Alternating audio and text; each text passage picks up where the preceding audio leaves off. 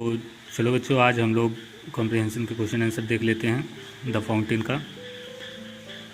तो पहला क्वेश्चन है हमारा, what does the fountain do from morn till night. ठीक, मतलब कि फाउंटेन जो है, फव्वारा जो है, प्रातः से रात तक क्या करता है। ठीक है, तो मतलब कि प्रातः से रात तक क्या करता है फाउंटेन। तो जो जैसे कि पहला हमारा स्टेंजा क्या था, into the sunshine full of light leaping and flashing from morn till night. मतलब सुबह से, प्रातः से रात तक वह उछलता और चमकता हुआ प्रतीत होता था। ठीक, leaping and flashing morn till night. तो इसी को अपने शब्दों में बना के लिख लेते हैं। तो हमारा आंसर क्या हो जाएगा, the fountain goes on leaping and flashing from morn till night. ठीक, मतलब जो फाउंटेन होता है वह उछलता और कुछ चमकता रहता है सुबह प्रातः से रात तक। ठीक है, चलिए अगला क्वेश्चन देख लेते हैं। तो अगला क्वेश्चन क्या है हमारा, how does the fountain look in the moonlight. मतलब चंद्रमा की रोशनी में फाउंटेन कैसा दिखाई पड़ता है। ठीक है, तो ये भी हमारा एक स्टेंजा था, उसी से आंसर मिल जाएगा। देख लेते हैं, into the moonlight whiter than snow. तो देखिए, जो हमारा एक क्वेश्चन था उसका आंसर सीधा सीधा हमारा स्टेंजा में मिल जाता है। तो एक बात इस ध्यान रखिएगा कि जो भी स्टेंजा हमारे हैं, मतलब जो भी हमारी पोएम है, अगर उसको हम अच्छे से समझे रहते हैं, उसके अर्थ समझ लेते हैं, ठीक है, तो हमें उसके जो क्वेश्चन होते हैं उसके आंसर लिखने में कोई दिक्कत नहीं होगी।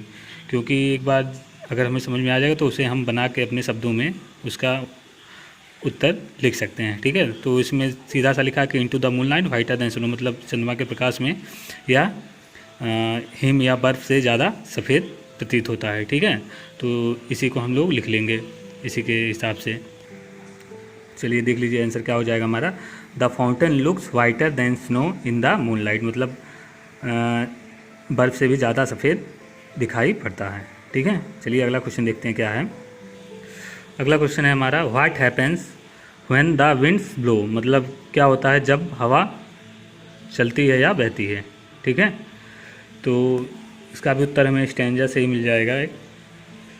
देखिए दूसरा स्टेंजा तो था, wavings of flower like when the winds blow.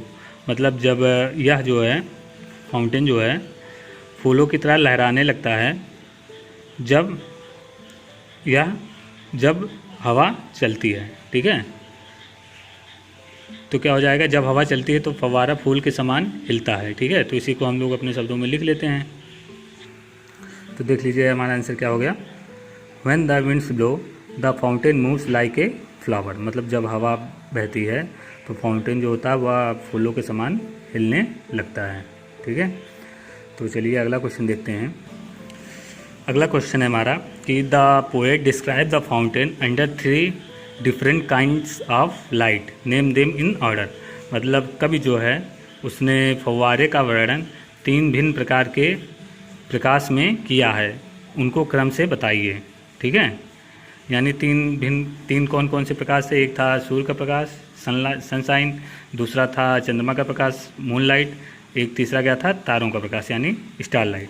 तो क्रम से देख लेते हैं पोएम में। देखिए पहला इनटू द सनशाइन, यानी सनशाइन पहला हो गया। दूसरा इनटू द मूनलाइट यानी चंद्रमा का प्रकाश, इनटू द स्टारलाइट यानी तारों के प्रकाश में। ठीक है, तो ये इन्हीं तीनों प्रकाश का वर्णन किया गया है। तो इसी को हम लोग लिख लेते हैं। हमारा आंसर क्या हो गया, the poet describe the fountain in sunshine moonlight and starlight. यानी जो कवि था उसने फव्वारे का वर्णन जो 3 प्रकाश थे कौन कौन से थे, सनशाइन, मूनलाइट और स्टारलाइट, सूर्य का प्रकाश, चंद्रमा का प्रकाश और तारों का प्रकाश में। ठीक, अगला क्वेश्चन देखते हैं। क्वेश्चन है हमारा, what are the qualities of fountain. मतलब जो फाउंटेन है